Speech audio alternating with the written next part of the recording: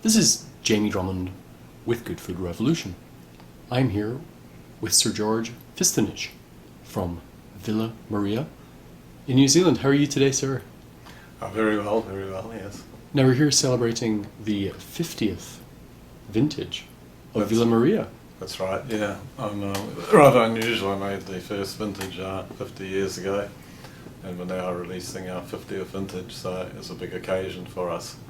Huge occasion. Now your very first foray into the world of wines was actually with fortified wines, which was the case for most of New Zealand at that point. Yes, New Zealand was 90% fortified wines, and the other 5% was I suppose liqueurs, and there maybe 5% was imported wine, but we had a beer drinking culture. Wine was not very highly respected in New Zealand at that stage.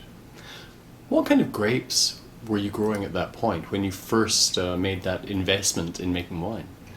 The main grapes in New Zealand at that time were what we called American hybrids. Barco 22A was a white wine that was used for sherry, but subsequently dry white wine.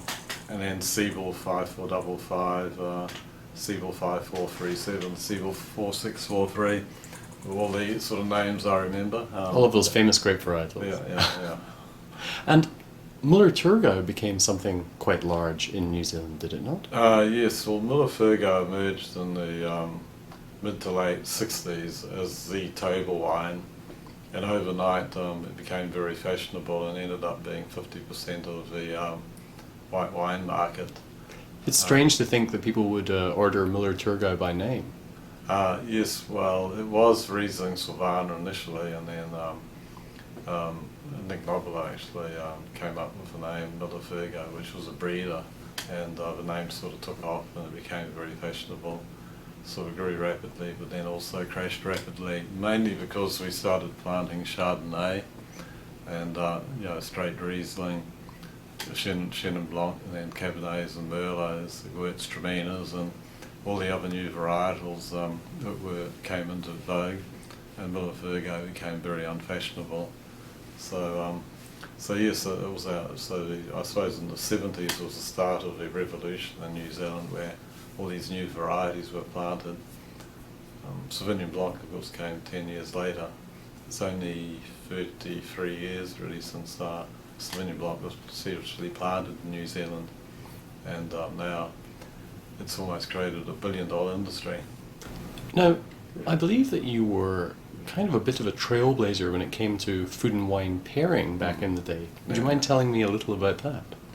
Well, yes, when I started, the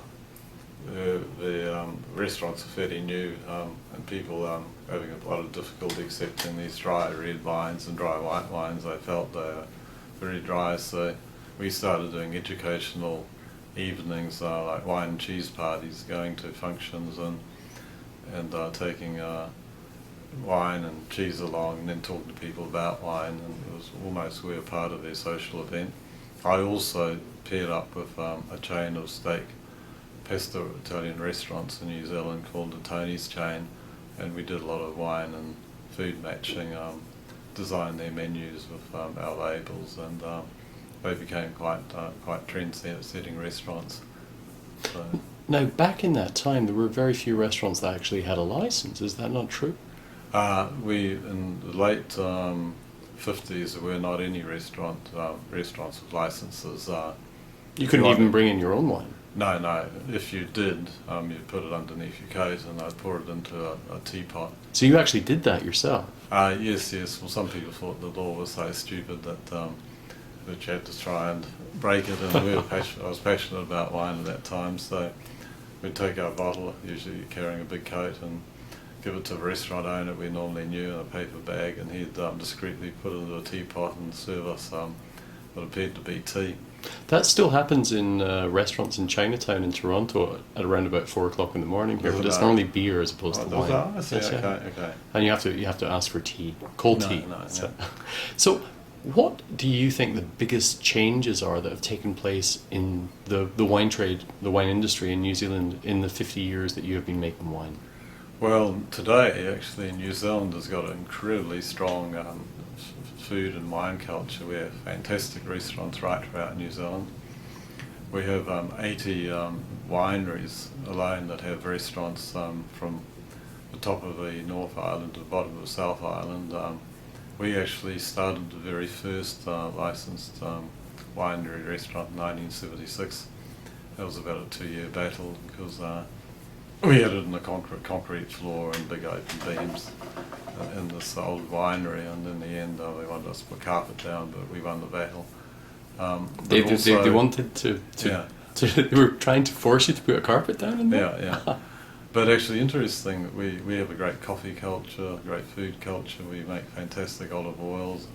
Every cafe now, from no cafes in late 59, 60, starting off with 10 and 61, 62, that was all we allowed. We now have probably about, I don't know, between 15 and 18,000 restaurants, and there'd be 10 restaurants on a street corner now, and we have very, very good restaurants and a great wine food culture. A lot of it's been driven by the wine industry. Suddenly wine industry took off, and we found with our maritime climate, we have these very hot days and very cold nights, so we have a very long growing season. So we get these intense aromatics and fruit flavours in our wines, and that seems to have put New Zealand on the map, and it's followed right through into our food culture as well. So so we're very, very proud of our wine industry now, and we're exporting all around the world. Apart from Sauvignon Blanc, our next big thing, which I think it's the next 20 years may even surpass Sauvignon Blanc, is our Pinot Noir. We are making great Pinot Noirs in New Zealand. Now you have vineyards all over New Zealand. Where are your Pinot Noir vineyards? Our Pinot Noir vineyards are mainly in, 90% of them are in Marlborough. We have a small holding of Pinot Noir in Waipara, it's in the South Island, North Canterbury, and a small holding in Otago, but 90% is in Marlborough, which is a great region for Pinot Noir.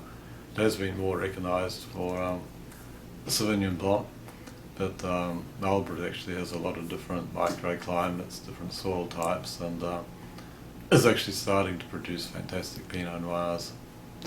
Sir George, I have one last question for you before we say goodbye, and that is, what does good food mean to you? Good food is part of life, actually. I think good food is impossible to eat without wine. I don't think I've only had 3 occasions in the last 50 years that I've had a meal without wine, and that was when I had a small stint in hospital about 20 years ago. Apart from that, every day of my life I have wine with my food. Good wine, good food, that's life. The perfect answer. Sir George, thank you very much for joining us at Good Food Revolution today, and hopefully we will have the chance to catch up with you in New Zealand next year. Yes, that'd be great, yeah. Thank you very much.